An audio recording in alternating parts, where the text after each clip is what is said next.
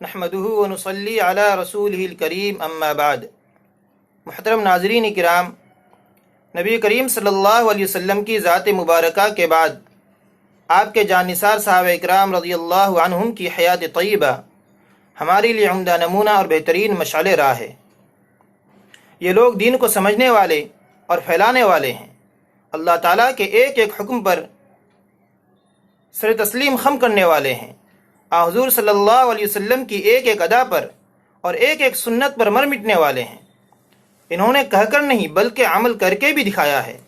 حضور صلی اللہ علیہ وسلم کی یہی وہ مقدس اور پاکیزہ جماعت ہے جنہیں دنیا ہی میں اللہ تعالیٰ نے اپنی رضا و خوشنودی کی سند عطا کی ہے۔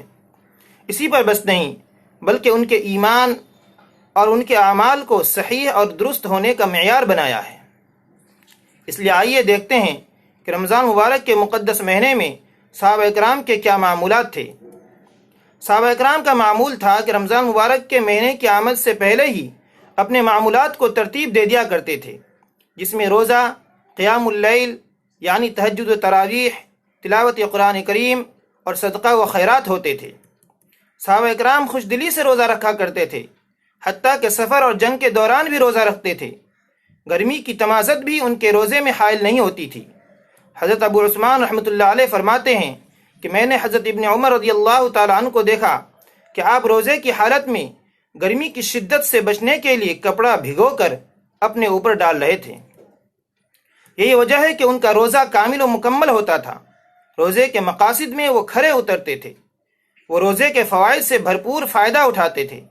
ان کی نمازیں قابل رشک ہوتی تھیں، تلاوت قرآن کریم بھی دلوں کو نرم اور گرم کرنے والی ہوتی تھی، کیونکہ نبی کریم صلی اللہ علیہ وسلم نے ارشاد فرمایا کہ بہت سے روزے دار ایسے ہیں جن کو بھوک و پیاس کے سوا کچھ ہاتھ نہیں آتا، اور بہت سے راتوں میں نماز پڑھنے والے ایسے ہیں جنہیں رات میں جاگنے کے علاوہ کچھ نہیں ملتا، کیونکہ انہوں نے روزے کا حق ادا نہیں کیا ہوا ہوتا ہے۔ روزے کا حق یہ ہے کہ لایانی باتوں سے بچا جائے، آنکھ، ناک، کان، زبان اور دل و دماغ کو گناہوں سے پاک رکھا جائے اور انہیں اللہ کی یاد میں مشغول رکھا جائے۔ چنانچہ نبی کریم صلی اللہ علیہ وسلم نے ارشاد فرمایا کہ جب تم میں سے کوئی روزہ رکھے تو گناہوں کی بات نہ کیا کرے، کسی کو گالی نہ دے اور نہ کسی کے ساتھ الجھے۔ اگر تمہارے ساتھ کوئی ایسا کرتا ہے تو کہہ دے کہ میں روزے سے ہوں۔ حضرت ابو ذر رضی اللہ تعالیٰ عنہ اپنے ساتھیوں کو نصیحت کرتے ہوئے کہتے ہیں کہ جب تم روزہ رکھو تو جتنا ہو سکے اپنے آپ کو لایانی باتوں سے بچاؤ۔ حضرت جابر بن عبداللہ رضی اللہ تعالیٰ عنہ کہتے ہیں کہ جب تم روزہ رکھو تو تمہارے کان، تمہاری آنکھیں اور تمہاری زبان جھوٹ اور گناہوں سے روزہ رکھیں، خادم کو تکلیف دینے سے باز رہو اور تم پر وقار اور سکینت ہو۔ تم اپنے روزے اور غیر روزے کے دن کو یکساں مت بناؤ۔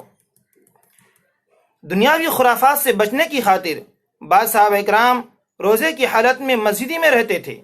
چنانچہ حضرت ابو ہریرہ رضی اللہ تعالیٰ عنہ ان کے ساتھیوں کے بارے میں روایتوں میں آتا ہے کہ جب روزہ رکھتے تو مسجد میں رہتے تھے۔ روزے کا حق ادا کرنے کے علاوہ صحابہ اکرام رمضان میں اپنے مالوں کا بھی پورا حق ادا کیا کرتے تھے۔ زکوٰۃ کے علاوہ صدقات و خیرات کی بھی کثرت کرتے تھے، غریب و مسکین اور اپنے دوست احباب پر دل کھول کر خرچ کرتے تھے۔ اصحاب صفہ جو مسلمانوں میں معاشی لحاظ سے کمزور لوگ تھے اور مسجد نبوی میں بسیرا کرتے تھے، انہیں کھانا کھلاتے تھے۔ حضرت واصلہ ابن اسقر رضی اللہ تعالیٰ عنہ سے روایت ہے، وہ کہتے ہیں کہ جب رمضان کا مہینہ آیا تو ہم صفہ میں تھے، ہم نے روزہ رکھا۔ جب افطار کا وقت آیا تو ایک ایک آدمی آتا اور ہم میں سے کسی کو اپنے ساتھ لے جاتا اور رات کا کھانا بھی کھلاتا۔ حضرت عبداللہ بن مسعود رضی اللہ تعالیٰ عنہ کے ساتھ کبھی آپ کے شاگرد حضرات بھی سحری کیا کرتے تھے۔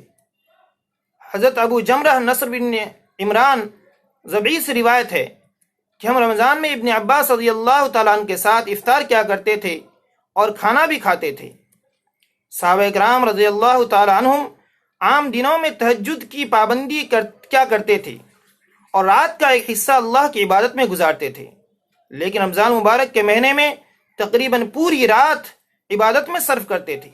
تراویح کے بعد نوافل میں مشغول ہو جاتے تھے، اپنے قیام میں طویل تلاوت کیا کرتے تھے۔